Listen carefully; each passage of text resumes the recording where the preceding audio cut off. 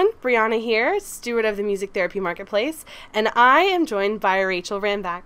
Rachel is a board-certified music therapist practicing in Illinois, owner of Listen and Learn Music, and most beloved host of Guitars and Granola Bars. Welcome, Rachel.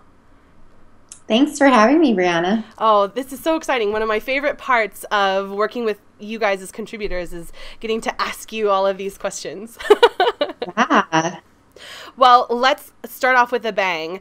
One of my most favorite things about all of the creatives that we have on the marketplace is to hear about their creative process.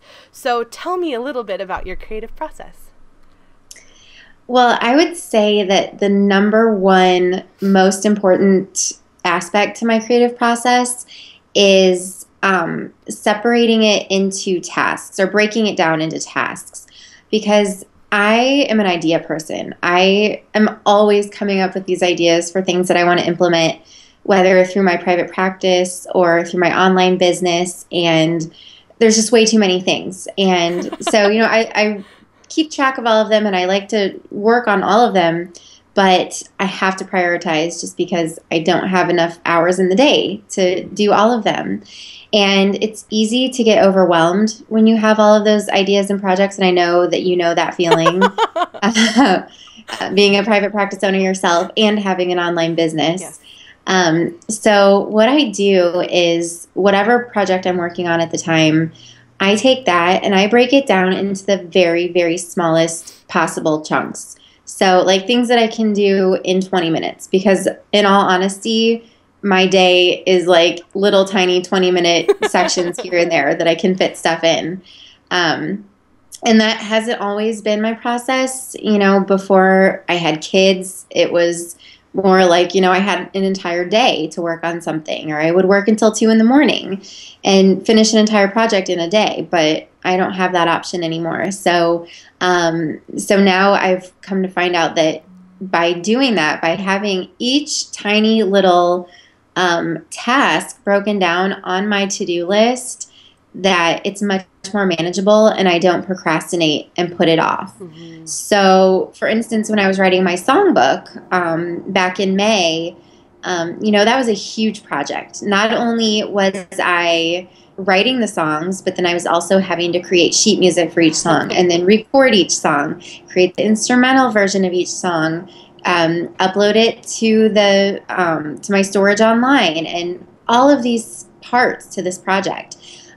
So every day on my to-do list, I had these tasks, and it wasn't work on songbook, because if I saw work on songbook, I was just going to put it off, because that's so scary. Yeah. You don't know where to start. So really, before I jump into any project like that, I decide, okay, how am I going to tackle this? And then what's my timeline going to be? So each of those tasks has a deadline. Mm-hmm. And I put those deadlines on my calendar. And that way it's staring me in the face, whether I open up my phone and, I'll set an alarm so I know that in 2 days this deadline is due. Mm-hmm. And there's no avoiding it. So, the creative process, some people go about it like, oh, when the inspiration strikes, that's when I'll work on my projects. But for me, I found out that I really need to schedule those things. And luckily, I've gotten to the point where most of the projects that I work on, I do have a process for each of those tasks. So it's like a really broken down songwriting process. It's a really broken down recording process, and lead sheet creation or sheet music creation.